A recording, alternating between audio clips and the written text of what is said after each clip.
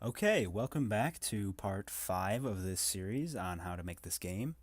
And today I'm going to discuss how to distribute the dice correctly, or evenly, I guess, between both sides. So for now, I just set all of them back to 0, as you can see. And basically, the goal here is to give both sides the exact same number of dice. However, they don't have to be distributed the exact same way. So, for example, if there is, let's say, 10 tiles with a 6 on it, there should be, um, there doesn't have to be 10 tiles on the purple side with a 6 on it, but it has to have the same number of total dice across all of its tiles, if that makes sense. And we're also going to, if I have time, I'll get around to distributing the dice after each turn as well. This is actually pretty tricky, and I kind of started thinking it through. I don't really know how this is going to go, so I'm going to talk about it real quick, and then chances are there's just going to be one big cut if I don't figure it out quickly enough, because I don't want this to drag on to be like 40 minutes like the other videos. So what I've done so far is I've just set total dice 1 to be 3 times P1 owned, total dice 2 to be 3 times P2 owned. P1, or this could be P1 owned as well. They're equal for when they're generated. Both of these start off as equals, so I could really use either one. But essentially, what this is saying is we want an average of 3 dice per tile. It doesn't have to be exactly 3 dice per tile. However, it should be that should be the total number basically. So if there's 25 tiles on each side, then each side will get 75 dice distributed to them. And there's a couple issues here with this, though. So the total number of dice needs to be greater than the total number of tiles, right? So what this basically says, for example, so let's just say we're working with 25 tiles. I'm just going to stick with that example because it's kind of simple.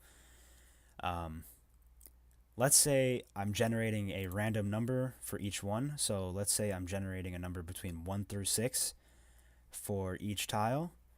Let's say the first 13 tiles comes up, or the first 12 tiles comes up as 6. Which, okay, that makes sense, sure. But then the problem with that is that 12 times 6, 72, which means you have 3 dice left to distribute to the other 13 tiles. So there's an issue there, clearly.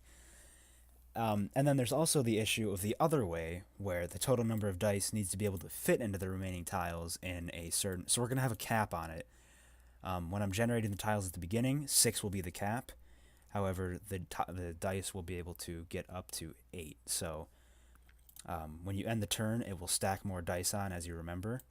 So if you have a 6 stack and you end your turn, you could potentially get up to 8 on that 6 stack. But however, when the game first generates, you won't get anything higher than 6 or 5. I might do 5, actually. We'll see.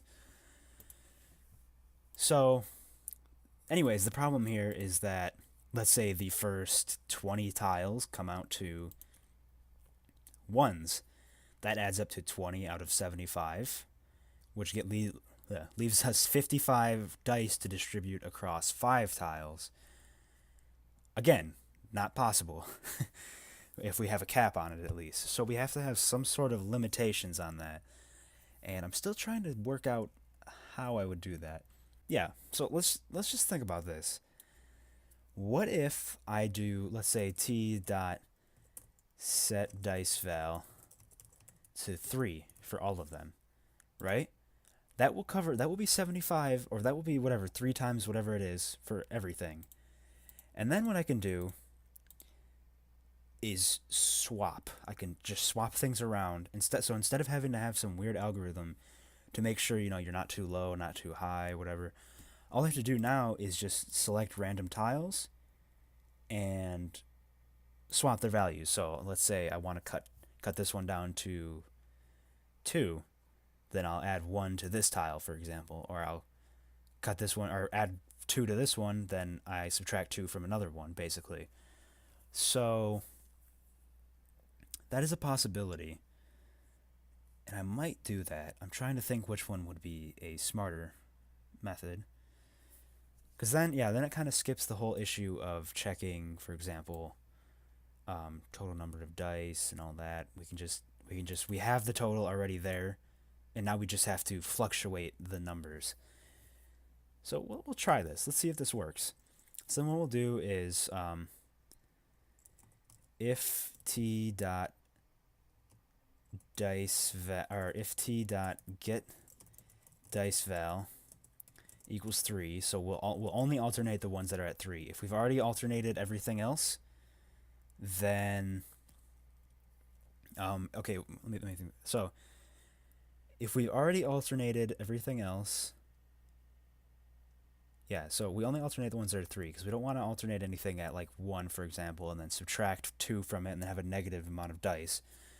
So we can do if t.getDiceVal equals 3, we want to choose a number between -2 and 2, right? So we would want, if you pick -2, it'll give you 1. If you want +2, it'll give you 5. If you want 0, it'll give, it'll just stay 3, which is fine. Okay, so we want to do maybe a t dot, I don't know, we want to do a random something. So we'll have a maybe a dice factor or something like that. We'll change this to be dice factor. I don't know, that's a really bad name, but whatever. So what we're going to do is do dice factor equals a random number between -2 and 0 again, or -2 and 2, for example. So to do this, we actually, I'm trying to think how we want to do it. There's a way you can do it where so we can do plus, we can do mod int math.random times 10,000 whatever mod 5 -2. Will that work? I'm trying to think. So this will pick a number between 0 and 5, or 0 and 4 actually.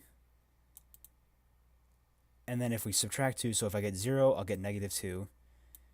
If I get 1, I'll get, okay, so if this comes out to 1, I would get -1. If it came out to 2, I would get 0. If it came out to 3, I would get 1. Yeah, okay, so this will give me a number between -2, and then we'll do t.setDiceVal to t, or I guess we're only working with 3, so we could just do 3 plus dice factor. I could use get dice val here, but since we're using 3, it doesn't really matter. We actually don't really need this if statement, to be honest. I guess no, we don't actually. We need to do the check at a different time, I think.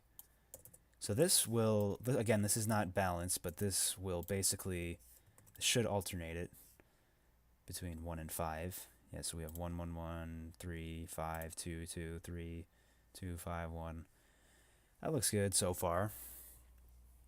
And then what we want to do is, then we want to check if, so now we want to swap basically. So we have the dice factor.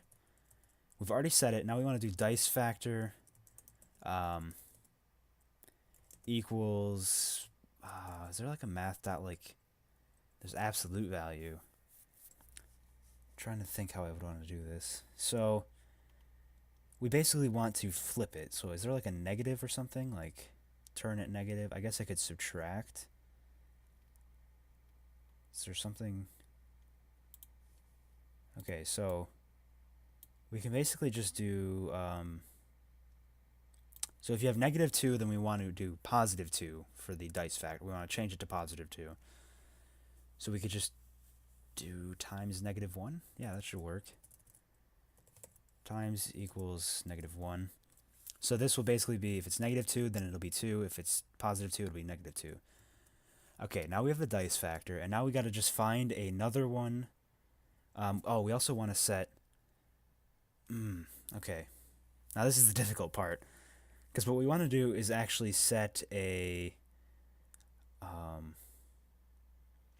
want to be able to find another tile basically that is another tile that is owned by the same one as T. So let's do maybe another for loop. Oh god, this might be really bad. Tile swap equals tiles. Let's just try this. It's a nested for loop and it's ugly, but if t.get owner equals swap.get owner, but then the problem is it also can't be the same tile, so we want to do and t.get x, and then we want to actually put these together. T.get x is not equal to t.get y, and t.get, or not t.get y, swap.get x, and t.get y is not equal to swap.get y. So let me just think of this through. So if it's at, let's say they're both the same one, so it'll be 5, 5 and 5. That is equal, therefore this is 0. However, that's an issue because we don't want it to be that. Because you could still have one in the same, for example, it could have the same x, but it can't have the same, or it can have a different y. So we need to do maybe no, because then or wouldn't work. Because then it's t.get x. So then if it's 5 and 5, or 5 is not equal to 5, that actually might work. So if, let's say you pass in the same exact one, it'd be 5 and 5. 5 is not equal to 5, or 5.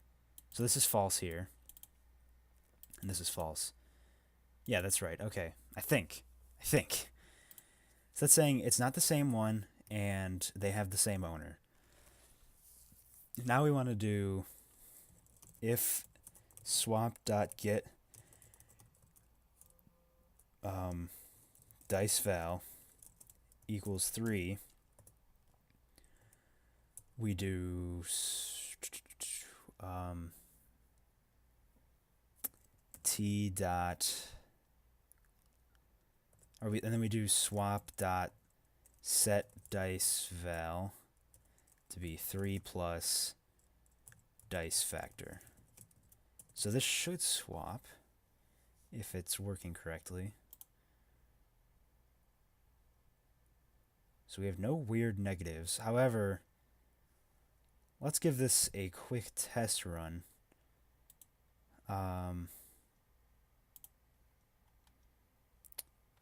So we want to do, so we know every tile should be 3, so we know the total number of tiles. So what we can do is just right here, I guess, we'll just print it somewhere.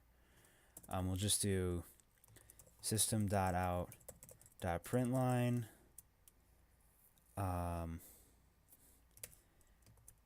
Actually, let's do a for loop, another one. So for tile swap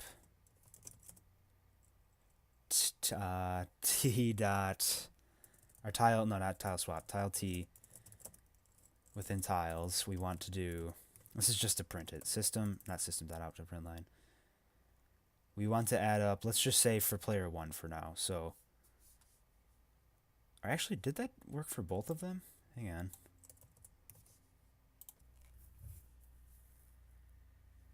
That might have actually worked for both of them. Okay, let's try it though, just to make sure. For tile T, I don't know why I deleted that. Within tiles, we want to do, I guess we can actually, let's just do total dice 1 equals 0, just to be sure from the start. And then we'll do if owner, or if t.get owner equals 1, we want to do a total dice 1 plus equals t.get dice val, and then that should add up all of the ones for player 1. And then we want to do system.out.println P1 owned, right? P1 owned, I think. Plus space plus total dice 1. So if this distributed correctly, total dice 1 should always be 3 times it. So 2674, that's a little off, but we're close. 2678, that's is that off as well? It's got to be 26 times 3 would be 79, right? Am I going crazy? I think it's 79. 26 times 3. No, wait, that is 75. 78. Oh, yeah, because it was 3. For some reason, I was thinking 76 was 25 times 3. I don't know why, and I was just adding on to that. 2471. So this is getting, like, varied amounts, though. That's the weird part. So, I know why. Okay, so we're close. We're very close. That one's actually over. I'll have to figure that out. So what's going on here, actually, is, for example, if we get to 1 and then we run out of swap tiles, we end up basically subtracting... well, I could just hear people just going crazy in the background. I don't know if you can hear all that. Literally everybody's so loud in the background. So the problem is... we could, for example, get to the very last... we can get to the very last tile at 3, or which is 3.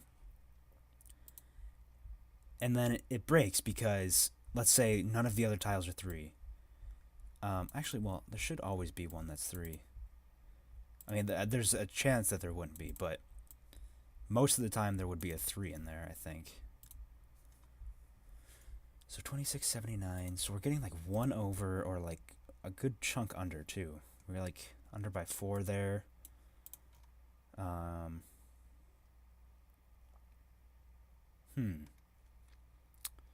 P1 owned, P2 owned. I'm just making sure these are all the right values, just to be sure. So if t.get owner, so that is just printing the number of, yeah, that should be right. So what we need to do here is have a couple more checks, I think. What am I at on time here? 20 minutes. All right, I gotta start hurrying up. I might cut until I figure something out. We'll see. I don't want this to drag on again. All my other ones have been getting way too long. So 2574. That needs to be 75. I was so close on that as well. So what's the issue here? It appears we're having some kind of an issue where it goes under by 1 or something.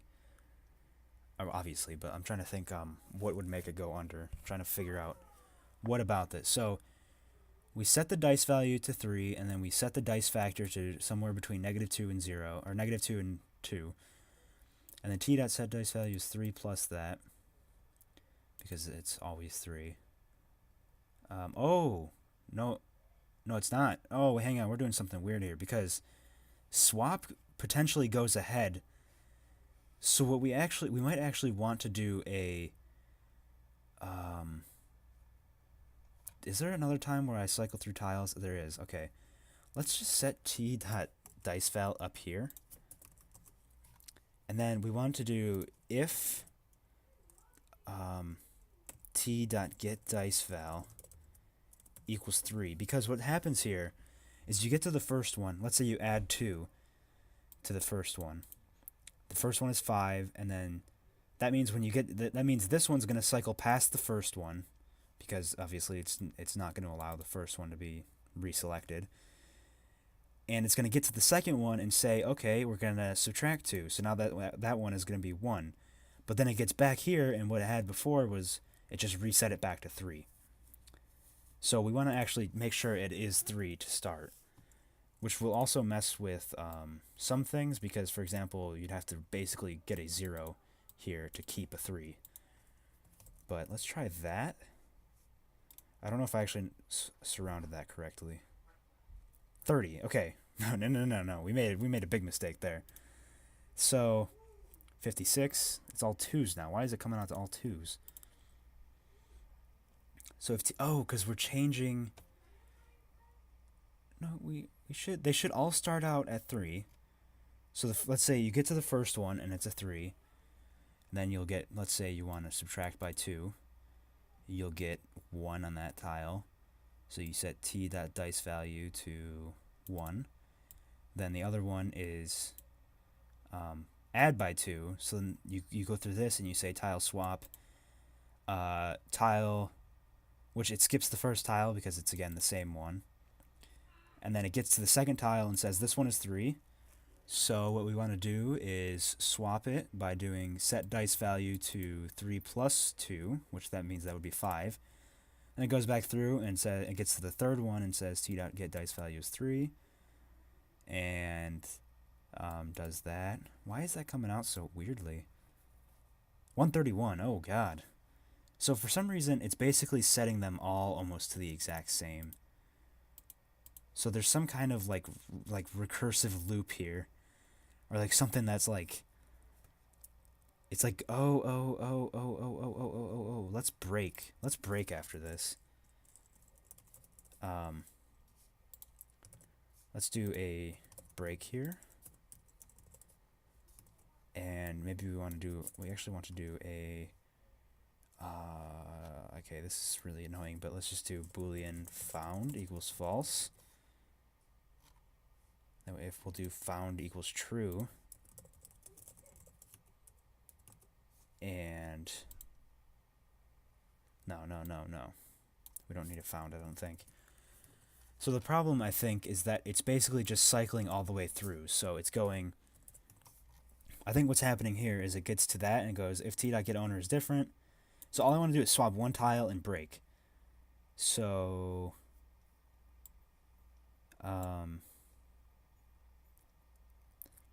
maybe we do want to have a swapped, well, break, because I think break, all it does is break out of the if statement, or does it break out of the loop? We'll see.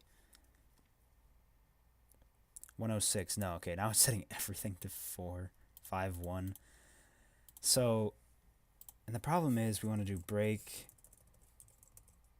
Let's just actually add to the if statement here. Let's just do another and swap.getDiceVal equals 3. And then we don't even need this, I don't think. That's a very long statement. I should actually segment that up real quick.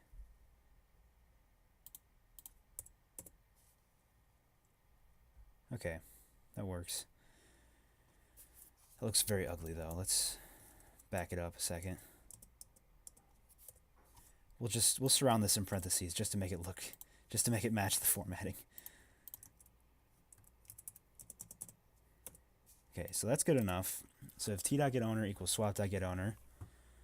Okay, and then we just want to break, and that should be it. No, that didn't work. Okay. So is that only breaking out of the if statement?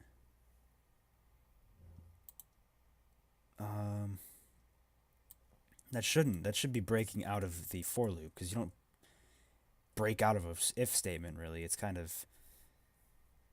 So if t.getOwner equals, so if they have the same owner, if they're not the same tile, and the new tile has a value of 3, then swap its dice value, and then break the loop. So we don't want to check any more after that. We just want to get out of the loop and go. But that doesn't work. Why? So we break that loop, and then we come back up when we get to the next tile, and it's not 3, so... oh, maybe we want to actually put this... Literally, like, there's like screaming. Like, do you hear that? Just like sounds. They're not even like relevant. So I think we want to put this in here and do something like this. So then it'll only make a swap if it finds one with a 3. 72. Okay, 24 and 72. That's correct, actually. That's correct again. I think we did it. I think that was it. 25. Oh, you had to do me like that. Let's actually just do this again for P2, and we'll see how P2 is doing as well. We'll just check them both. Total dice 2. We'll copy this. God, we're so close. P2 owned. Total dice 2. So they should be hypothetically the exact same number. Something was way off there. Oh. Is it because... No? No, it's not. I was going to say it's because I'm only doing it with player 1 and now I have to set it up for player 2. But I don't think I'm doing anything weird for player 2. It shouldn't be. So it should get to, you know, a green one, or a player 2 one, and then check it. Does it have the dice value? Yeah, do the dice factor. And then swap with another one of the same owner. There's nothing owner specific here. It shouldn't be coming out like that crazily. Oh, never mind. I'm stupid. Total dice 2 needs to be set. I never changed that one. So total dice 2 equals 0 here, and then these should be roughly the same. Did not mean to clean and build. 2472, 2472. I mean, it's functional. I think it's like, I don't know. I'm trying to think why it would break in those rare cases. 2575. As long as they're the same value, though, that's what's important. Oh, there's one of that. That's that glitch again. It's one of those rare things. Oh, see, now there is a little bit of a discrepancy by 1. So there is something I need to fix. It's very close, though. Like, there's something just... There's like one corner case that breaks it. What could it be? So how are these distributing, by the way? These should be right. I mean, they should be fine, yeah. Okay, so I'll get back to you in a second. Again, what are we at, like 30 minutes already? 30 minutes, yeah. I'll get back to you in a second when I have this figured out. Because again, I don't want this to drag on to 40 minutes. I'll just tell you what I figured out, and then we'll call it. Okay, so I just ran it about 10 times straight. I'll run it a couple more times to make sure it wasn't just a fluke. Whoops, didn't pop up. 52, 156, yep. So I made the map bigger. I don't know, I just wanted to see if it worked. It scaled right. I keep running it, and it looks like it's running perfectly now. So I don't think there's any issues here, which is great. So what I changed here, and it was actually a good change. It actually was not intended to be the fix here. But what I changed was this line here. So originally what this just said was if swap.getDiceVal equals 3, then swap. And the thing I noticed about that, I was trying to get this fixed, and I was like, well, also 3s aren't showing up very much because you basically have to roll a 0. And that doesn't work very well because 0 is kind of rare out of, 0 between on a 5-number scale. There's a 1 in 5 chance of getting 0. But there's much higher chance of getting basically every other number. So there was like only a handful of 3s showing up. So what I decided to do was can't talk. What I decided to do was just check if the dice value plus dice factor is greater than 1, and if it's less than 5, then just set it. So there's no check on it being a 3 that I have to swap. It just has to be capable of being swapped, basically. It has to be able to stay within the range. And it worked. I think it worked. I didn't expect that to fix it. I just wanted that to fix the number of 3s because that was not showing up very well. Let's set it back to 50 tiles now. 50 tiles. And we can see 2472. Let's just make sure. Let's just do a couple more runs. 2472. Come on. 2575, yeah? I think it's working. Nice. Well, that one was weird. That is a weird generation. That doesn't look... Maybe it doesn't look too weird, but it's weird because of the fact that it goes like in this order, which means basically all of the first couple rows showed up as a 2, and all of the last few rows were 1s. Or really, I guess it wasn't luck on the last 2 rows, because it just basically fills in the places. So the first 2 rows were all 2s. But anyways, I think that's going to do it for this episode. I wanted to get to the distribution of dice at the end of each turn, but obviously I didn't, so it's kind of disappointing. But we now have a balanced game where we can actually have some... I guess it's fair now. You know, you're not gonna get a one-sided game. It's still it can be biased still if you just get an unlucky start, but I think that kind of random factor to it is fun. I think that's an interesting um, twist to it, I guess. So next episode, I will definitely get to the second part of the distribution, or maybe I'll just do it off camera and then I'll explain it. Um, but I will definitely get around to that at some point, and then we can actually end turns and it will regenerate and stuff. So thanks for watching, and I will be back in the next one.